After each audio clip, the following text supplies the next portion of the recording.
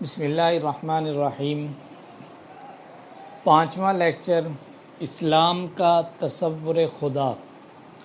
اب تک ہم نے توحید باری تعالی، پھر توحید باری تعالی کے دلائل، وجود باری تعالی کے قرآن سے جو دلائل ہیں ان پر بات کی، اور اس کے ساتھ ساتھ ہم نے مختلف مذاہب کا بھی کچھ تھوڑا سا تذکرہ کیا تھا کہ مختلف مذاہب کے اندر جو ہے معبود کنہیں مانا جاتا ہے، اور ان مذاہب کے اندر انہوں نے کن کن چیزوں کو معبود بنایا ہوا ہے۔ اب آخر کے اندر اسلام کا تصور خدا کیا ہے، آج کے لیکچر کے اندر اس چیز کو بیان کیا جائے گا۔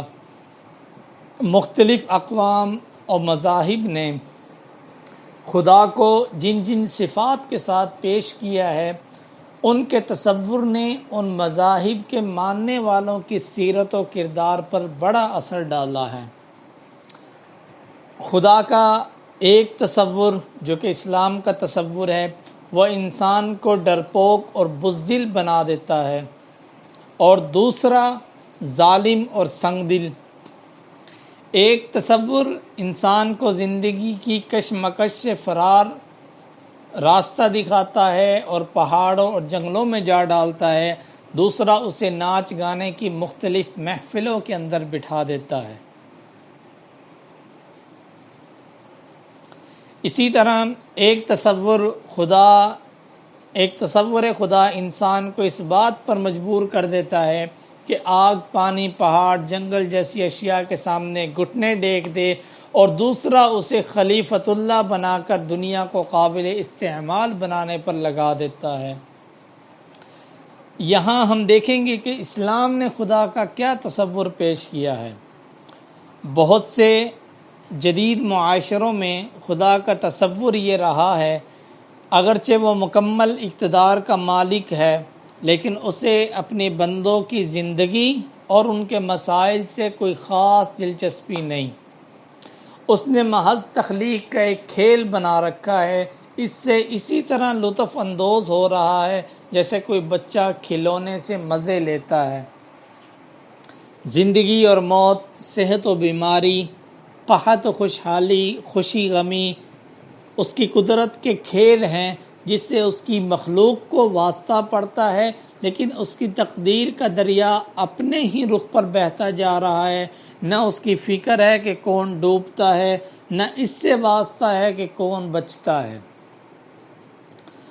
خدا کے بارے میں یہ تصورات جو ہیں، یہ انسان کی نہ سمجھی ظاہر کرتے ہیں کہ انسان دنیا کے اندر یہ بیٹھ کر یہ سوچ لیتا ہے کہ جی خدا نے ہمیں پیدا کیا، کائنات کو بنایا، بس بنانے کے بعد جو ہے وہ خدا جو ہے وہ ان چیزوں سے لطف اندوز ہو رہا ہے، اور یہ کائنات جو ہے ایک کھلونا ہے، لوگ اس کے ساتھ کھیل رہے ہیں، اور خدا اس کھلونے سے اور اس کھیل سے لطف اندوز ہو رہا ہے۔ قرآن کریم ہمیں بتاتا ہے کہ اللہ تعالیٰ اپنی پوری مخلوق اور خصوصاً انسانی زندگی کی فلاح و بہبود سے براہ راست دلچسپی رکھتا ہے۔ وہ محض مخلوقات کا خالق اور تقدیر بنانے والا ہی نہیں، ہدایت دینے والا اور رہنما بھی ہے۔ خود اللہ رب العزت نے 30واں پارہ سورۃ الاعلیٰ کی آیت نمبر 2 اور 3 کے اندر ارشاد فرمایا کہ الذی خلق فسوی، جس نے پیدا کیا اور تناسب قائم کیا، والذی قدر فہدی، جس نے تقدیر بنائی پھر راستہ بھی دکھایا۔ یہ نہیں ہے کہ انسان کو پیدا کیا اور دنیا کے اندر بھیج دیا، اب انسان کو پتہ ہی نہیں ہے کہ مجھے اس دنیا کے اندر کیوں بھیجا گیا، میرا اس دنیا کے اندر بھیجنے کا مقصد کیا تھا، اور میں نے دنیا کے اندر کرنا کیا ہے۔ نہیں، بلکہ اللہ تعالیٰ نے انسان کو دنیا کے اندر بھیجا، پھر اس انسان کی ہدایت، اس کی رہنمائی کے لیے انبیاء علیہ الصلاۃ والسلام کا انتخاب کیا، انبیاء علیہ والسلام اس دنیا میں تشریف لاتے رہے اور اللہ تعالیٰ ان پر اپنا پیغام بھیجتے رہے اور وہ لوگوں کو بتلاتے رہے کہ تمہیں دنیا کے اندر اس مقصد کے لیے بھیجا گیا ہے کہ تم دنیا کے اندر خدا تعالیٰ کی عبادت کرو، خدا کے بتائے ہوئے قوانین پر عمل کرو، خدا کی بندگی کرو۔ وما خلقت الجن والانس الا لیعبدون، ہم نے جنوں اور انسانوں کو اپنی عبادت کے لیے پیدا کیا۔ اس نے انسان کو جب دنیاوی زندگی کے لیے میدان میں اتارا تو اطمینان بھی دلا دیا کہ تم کو اندھیرے میں نہیں چھوڑا جا رہا، تمہاری رہنمائی بھی کی جائے گی۔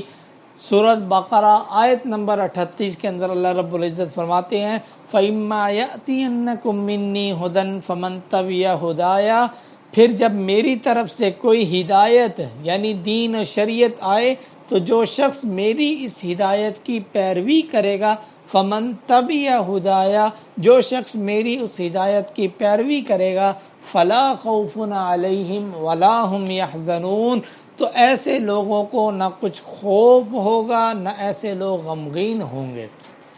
یعنی انبیاء علیہم والسلام جو کچھ خدا تعالیٰ کی طرف سے انبیاء علیہم والسلام پر نازل ہوتا وہ لوگوں کو بتلاتے کہ خدا تعالیٰ کا یہ حکم نازل ہوا ہے، یہ احکامات نازل ہوئے ہیں۔ اب انسان کے لیے یہ تھا کہ ان انبیاء علیہم والسلام کی باتوں کو تسلیم کرتا اور خدا کے بتائے ہوئے قانون، خدا کے بتائے ہوئے احکامات پر عمل کرتا۔ قرآن کریم ہمیں بتاتا ہے کہ خدا اپنے بندوں کی روزمرہ انفرادی اور اجتماعی زندگی کے ایک ایک معاملے سے اتنا گہرا اور قریبی تعلق رکھتا ہے کہ انہیں چھوٹی چھوٹی باتوں پر بھی ٹوکتا ہے، مختلف سرگرمیوں کے اچھے اور برے پہلوؤں کو بھی نمایاں کرتا ہے، قدم قدم پر انسان کی ہدایت اور انسان کی رہنمائی کرتا ہے۔ وہ کہیں عدل، احسان اور رشتہ داروں سے محبت کی نصیحت کرتا ہے، کہیں دو رخے پن، بزدلی اور مفاد پرستی سے روکتا ہے، کہیں وہ مرد اور عورت کو گھر کی پاکیزہ فضا قائم رکھنے کا سبق دیتا ہے، کہیں دودھ پلانے اور وراثت کی تقسیم کے معاملات میں ان کو پریشانیوں سے نکالتا ہے، کہیں آداب مجلس سکھاتا ہے، کہیں حدود اور سزائیں اور قوانین طے کرتا ہے کہ انسان جو ہے وہ کہیں اپنے راستے سے بھٹک نہ جائے، کسی اور راستے کی طرف نہ چلا جائے، اس لیے حدود اور سزائیں اور قوانین بتا دیتا ہے تاکہ انسان اس حدود کے اندر رہے اور ان سزاؤں سے ڈرے کہ اگر میں نے حدود کو پامال کر دیا تو پھر مجھے یہ سزا ملے گی۔ اور اسی طرح دکھ درد کا وہ ساتھی ہے خدا تعالیٰ کہ وہ اپنے بندوں کو کبھی بے یار و مددگار نہیں چھوڑتا۔ یہ نہیں ہے کہ انسان کو کوئی معاملہ پیش آ گیا اب انسان یہ سوچے کہ نہیں میرے پاس تو اس معاملے کے اندر اپنے خدا کی کوئی رہنمائی ہی نہیں ہے، ایسا کہیں پہ بھی نہیں ہے۔ ایسے خدا کو ماننے سے جو اعتماد، یقین اور پختہ شعور حاصل ہوتا ہے وہ کہیں اور سے نہیں ملتا۔ یہ خدا سب کچھ جاننے اور دیکھنے والا ہے، کوئی رکاوٹ بیچ میں کھڑی ہو، کوئی غلط فہمی نہیں ہے جس کا وہ شکار ہو جائے۔ وہ دلوں کے راز اور نیتوں کے ہر گوشے سے واقف ہے، وہ ماضی، حال اور مستقبل کا پورا علم رکھتا ہے، وہ صاحب قوت بھی ہے جس پر ضعف اور کمزوری کا غلبہ نہیں ہوتا، جیسے کام کا بوجھ دوسروں پر بانٹنے کی کوئی مجبوری پیش نہیں ہے، اور جو اپنے ذمہ داریوں میں کسی دوسرے کے مشورے یا تعاون کا محتاج بھی نہیں ہے۔ ایسی پاکیزہ اور ایسی پاک وہ ہستی ہے۔ یہ خدا صرف صاحب قوت ہی نہیں بلکہ اپنے بندوں کا ساتھی، دوست، سرپرست اور کام بنانے والا ہے۔ سورۃ محمد پارہ نمبر 26 آیت نمبر 11 کے اندر اللہ رب العزت فرماتے ہیں ذالک بان اللہ مولی الذین آمنوا، یہ اس سبب سے ہے کہ اللہ تعالیٰ مومنوں کا کار ساز ہے، کام بنانے والا ہے۔ مومنوں ایمان والوں کو اللہ تعالیٰ بتلاتے ہیں کہ یہ سیدھا راستہ ہے، یہ میرے احکامات ہیں، اگر تم ان پر عمل کرو گے تو تم جو ہے اجر و ثواب کے مستحق ہوں گے، اگر ان پر عمل نہیں کرو گے تو پھر جزا اور سزا کے مستحق ہوں گے۔ اور خدا تعالیٰ ساتھی بھی ایسا ہے جو وقت پڑنے پر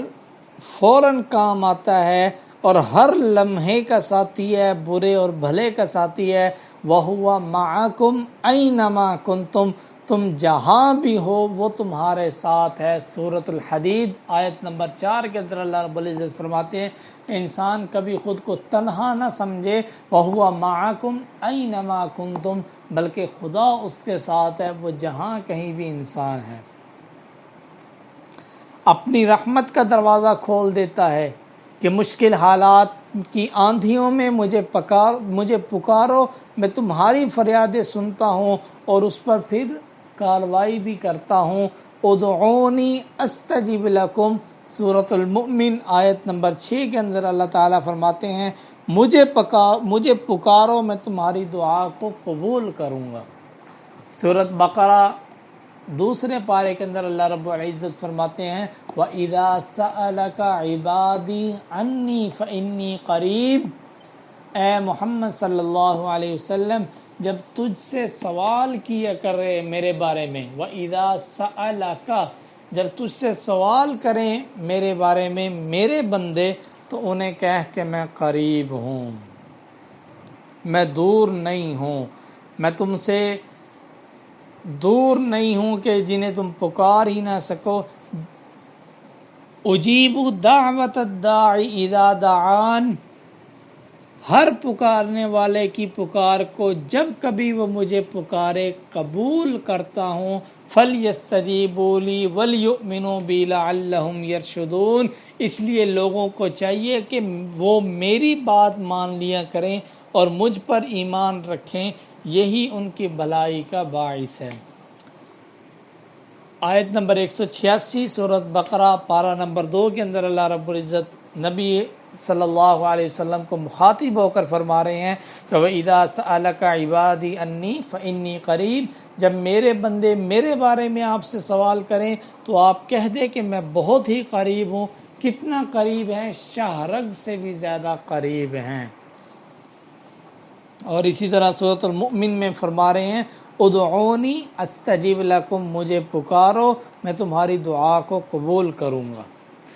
اور دلوں کو اطمینان دلاتا ہے جب تم تکلیف کے لمحات میں بے بس ہو کر مجھے پکارتے ہو تو میں مصیبت کو دور کرتا ہوں۔ سورۃ النمل آیت نمبر 62 کے اندر اللہ رب العزت فرماتے ہیں امن یجیب المضطر اذا دعاہ ویکشف السوء، وہ کون ہستی ہے جب بے قرار آدمی اس کو پکارتا ہے تو وہ اس کی دعا کو سنتا ہے، ویکشف السوء،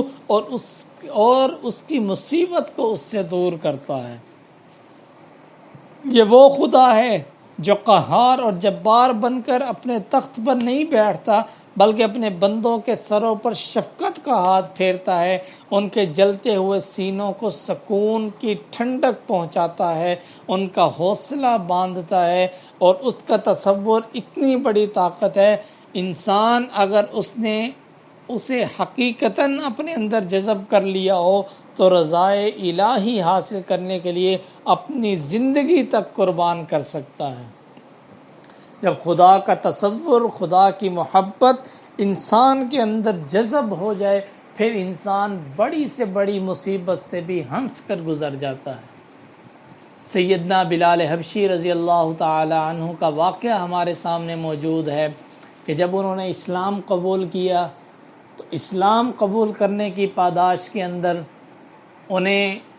ظلم و ستم کا نشانہ بنایا گیا اور جلتے ہوئے کوئلے کے اوپر انہیں لٹا دیا جاتا تھا، اور وہ اس وقت کے اندر بھی اپنے زبان سے ایک ہی لفظ پکارتے تھے، احد، احد کا نعرہ ہوتا تھا کہ معبود صرف ایک ہے۔ یہ ہے خدا کا تصور، اور خدا کی محبت ان کے اندر جذب ہو گئی تھی کہ وہ کوئلے کے اوپر بھی لیٹ کر بھی جو ہے وہ خدا کی وحدانیت کا اعلان کر رہے تھے۔ اسی طرح حضرت خباب کو ظلم و ستم کا نشانہ بنایا گیا اور تپتی ہوئی ریت کے اوپر انہیں ڈال دیا جاتا، وہ اس وقت کے اندر بھی اللہ کی وحدانیت کو بیان کرتے اور تمام مصیبتیں اور تکالیف کو برداشت کیا، لیکن اپنے اندر سے خدا کی محبت کو نہیں نکالنے دیا۔ کیا تھا، ایک صرف زبان سے کلمہ کفر کہہ دیتے، اس مصیبت سے جان چھوٹ جانی تھی، لیکن انہیں کلمہ کفر کہنا اتنا بھاری معلوم ہو رہا تھا کہ وہ تمام مصیبتیں تکالیفوں کو برداشت کرنا انہیں آسان لگ رہا تھا اور کلمہ کفر کہنا انہیں مشکل لگ رہا تھا۔ اور اسی طرح